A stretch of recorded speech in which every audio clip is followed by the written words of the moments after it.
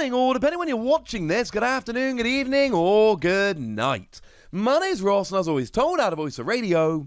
So today, I want to tell you about a really weird deck that was featured over on the Japanese Pokémon channel.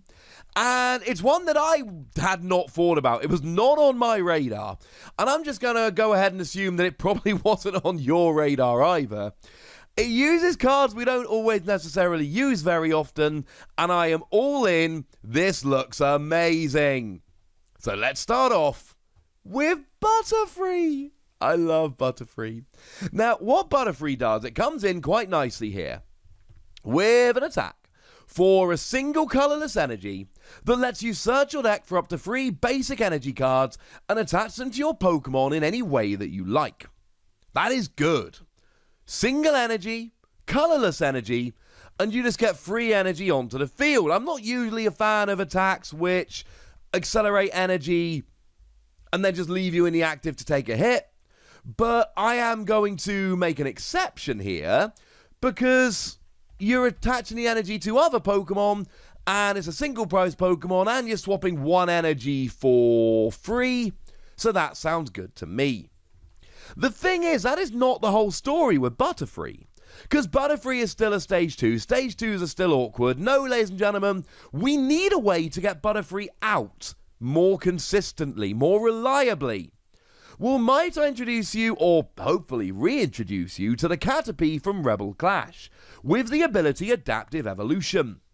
This Pokemon can evolve during your first turn, or the turn that you play it. It can evolve whenever you like. There's no restrictions. Yes. Deal. But that's just into Metapod. We need a way to get Metapod into Butterfree, but wait. Because Metapod has the same Adaptive Evolution ability that says you can evolve during your first turn or the turn you play it. So you can go first, and if you draw well enough, if you do well enough, you can end your turn with a full Butterfree line. And that sounds pretty gosh darned awesome to me.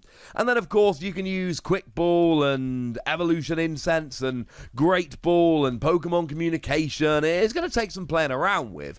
But the plan is to try and find a lineup of items that can get all of your Pokemon out so that that turn 1 Butterfree is not just a myth, a rumor, a dream. It is actually a reality. Now, the other card we do need to mention here, which is absolutely amazing, is Turffield Stadium. And this is going to be your stadium of choice. Because Turffield Stadium says once during each player's turn, that player may search their deck for an Evolution Grass Pokemon, reveal it, and put it into their hand.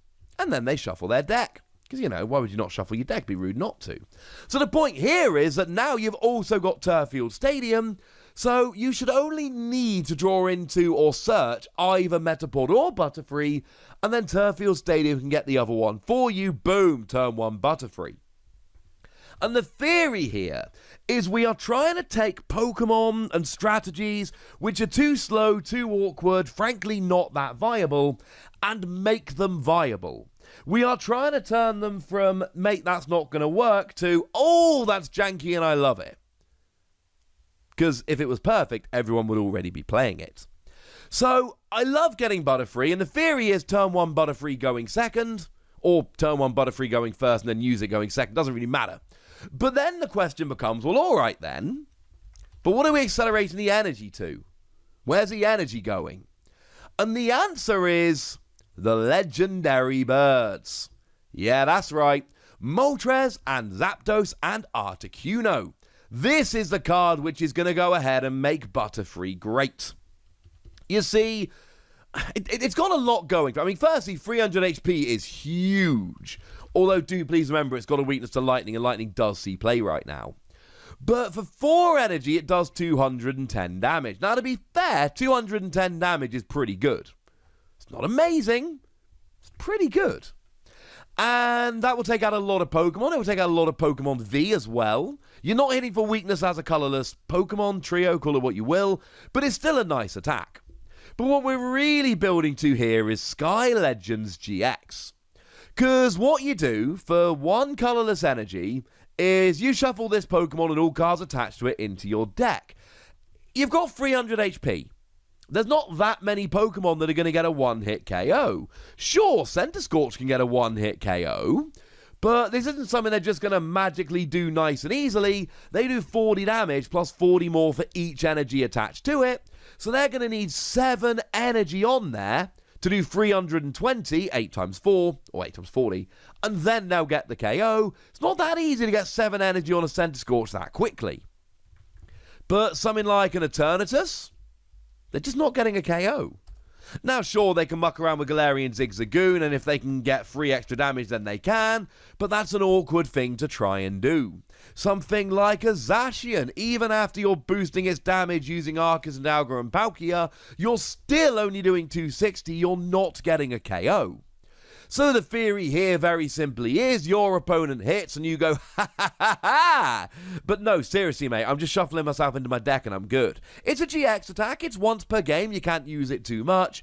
But again, it's all about timing it properly, that's the key. But of course we can do better with the GX attack, because if you've also got a fire, water and lightning energy attached, i.e. if you've got the same amount of energy as the main attack, and you probably will to be fair, you also do 110 damage to 3 of your opponent's Pokemon. So it's not a spectacularly expensive GX attack, it's what you've already got on there. And remember, Butterfree should be attaching free energy from your deck. And also, while we're here, I cannot overstate how great it is that Butterfree attaches from your deck, because there's no trying to get energy into the discard or any of that malarkey, you just grab it out your deck. So if you use Butterfree turn 1, you should be able to use this turn 2. And then you're doing 110 to 3 of your opponent's Pokemon. That is a hefty spread. Now there's a couple things that's going to happen here. Firstly, doing 110 will bring the vast majority of Pokemon into Trinity Burn range. Not all of them, but a lot of them. So, between the two, you're hitting 320. It will take something like an Eternatus to survive those 2 hits. Now, the thing we've also got to remember here is one of the new cards that was revealed, or released in Vivid Voltage, was Telescopic Sight, which says that any of your attacks that hit the bench will do an extra 30 damage to your opponent's bench GX and V Pokemon. So now, in theory, you're actually doing 140 to those Pokemon, not 110. And believe me, that's going to be relevant. We'll get there in a moment. To be fair, if your opponent's playing cards like Jirachi or Chinchino, you are just straight KOing them. This can be a treble KO against the right deck. But a lot of the time, you're not even really looking for that. What you're really trying to do is take 3 2-prize Pokemon and get them into range. Use this, and then Trinity Burn, Trinity Burn, Trinity Burn. Yay, I've won the game. But we can do even better, because Salamence is a thing. And Salamence is essentially the final part of the puzzle here. This is what turns this from a, well, that's good, but we need something more deck, into a, you know what? I need to go and try this deck. This could be really good. Because Salamence has got great spreading. The Salamence V for free energy does 30 damage to each of your opponent's Pokemon, which is going to spread a bunch of damage around really quickly. But Salamence V Max for a single energy does 40 damage to 2 of your opponent's Pokemon.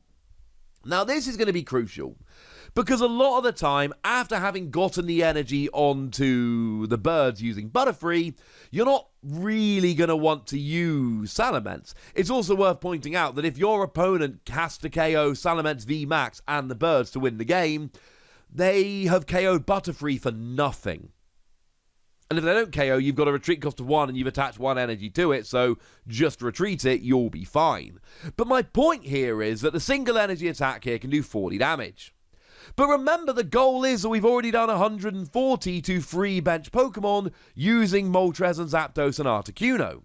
So if you then do 40 with Salamence V Max, that's 180 total. Dedenne just got KO'd. Crobat just got KO'd. Moreisle just got KO'd.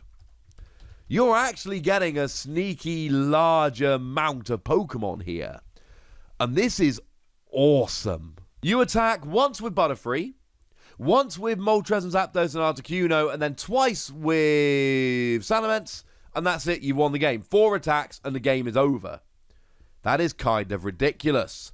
Go second, 4 turns, done. That's the entire game.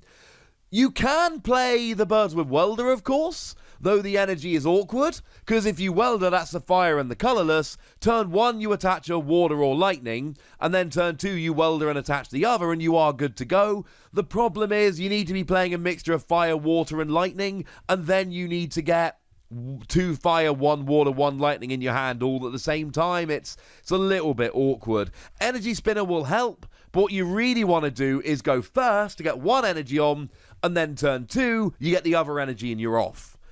Going second, you can use Energy Spinner, but it means your opponent has had 2 turns rather than 1 before you're attacking with the birds. And maybe after all, this deck is just too janky. I don't want it to be. I want it to work. I want it to be amazing.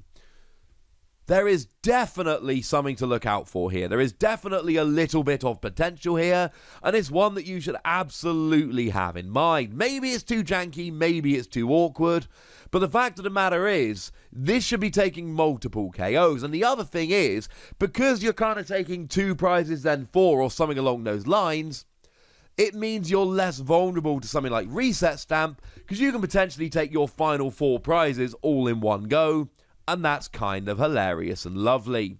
Do please bear in mind, as one last little point, Telescopic Sight will also work for Salamence V Max, so you're essentially doing 210 to your opponent's bench, 140 with a bird, 70 with this, and 210 will get an awful lot of Pokemon out there. This is very much on my radar, and it's one that I think you should be considering. But I'd like to know if you're considering it. I'd like to know how good you think this is, so let me know in the comment section. Go nuts! Be nice! And then make sure you like this video, subscribe to this channel, follow me on Twitter at TheWasi, and Twitch for some live action at twitch.tv/PTCGRadio. If you want to support the channel, get some bonus podcasts and all that good stuff, head on over to patreon.com/PTCGRadio, where you can do exactly that. But by far the most important thing, as always, look after yourselves till next time, would ya? Thank you very much for watching. My name's Ross, and you've been watching PTCG Radio.